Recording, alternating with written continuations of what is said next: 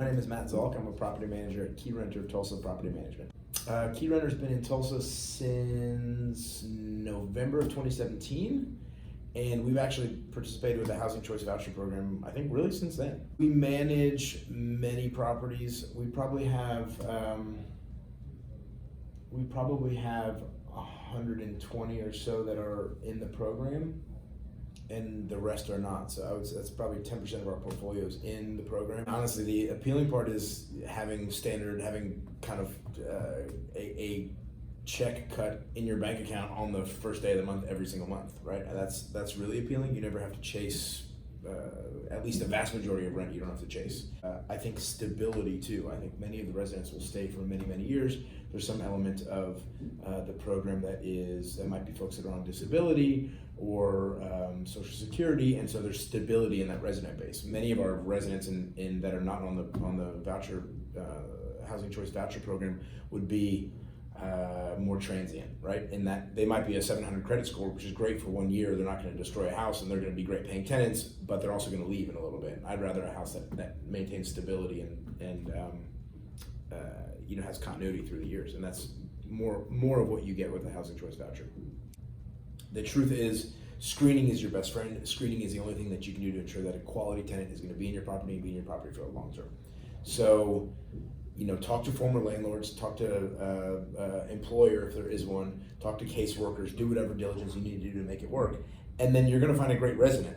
And the person next door need not know that they are on partially subsidized rent, because they're going to take care of their yard, and they're going to put planters outside, and they're going to be growing tomatoes in their backyard like everybody else. So I don't think that there should be a stigma, and I don't think that unsubsidized conventional tenants would be any the wiser, or would really have a problem living next to somebody that is a Housing Choice Voucher holder.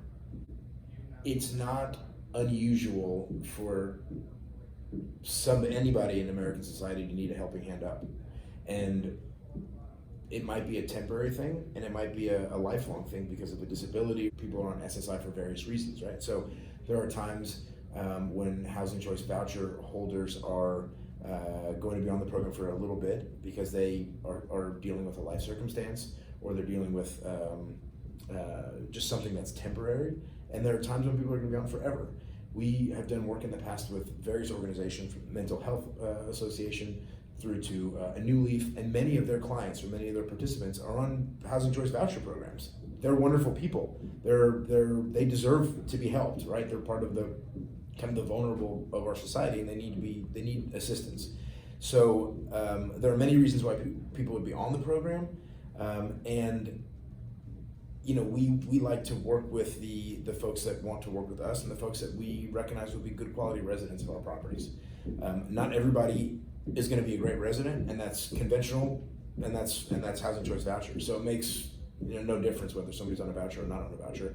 If the voucher can support the rent, and if the person is a good person that has good rental history and exhibits characteristics of a high quality tenant, we're happy to work with them. The paperwork appears onerous, but is really not. Sit down in a half an hour and do a little bit of paperwork. Get your paperwork submitted. Be patient. Understand what the housing quality standards are. They're federal. It's federal HUD dictated. And fundamentally, if your property is not in a deferred maintenance and deferred maintenance status and in need of tremendous repair, housing quality standards is like basic. These are basic standards for your house. You can't have peeling paint. You can't have chipped and cracked electrical outlets and switch covers. Your windows can't be broken. But these are not houses that you or I would live in anyways. You wouldn't live in a house that has cracked window panes and has chipping paint and everything else. So keep your house at a reasonable standard, and you will pass housing quality standard inspections with the wonderful inspectors at Tulsa Housing Authority. So that's it. I mean, be willing to fill out a little bit of paperwork, but it's worth it in the end because you fill it out once or once annually, and you get rent collected on time every time. Be willing to be patient and deal with the inspectors. And I would highly recommend having, if you run a portfolio, having a maintenance person that's out there with the inspector to adjust little tiny things. You obviously can't change out a window pane in a 15-minute inspection, but you can change out one crack. You didn't realize that one plate cover had a crack in it? I think that's reasonable. Change it out, no problem. And be patient with the people with the housing coordinators. I think on what they're doing, because they're dealing with a lot of different people. They've been working from home at certain points, and so just be patient with everybody in the process, and it will all work itself out. I'd certainly encourage any landlord that's interested in this program and wants to find out more information to go to the Housing Authority website and download all the paperwork that they need to download. It's not hard to get information from their website or in person, and just find out a little bit more, and you'll be on your road to having a housing choice voucher applicant before long.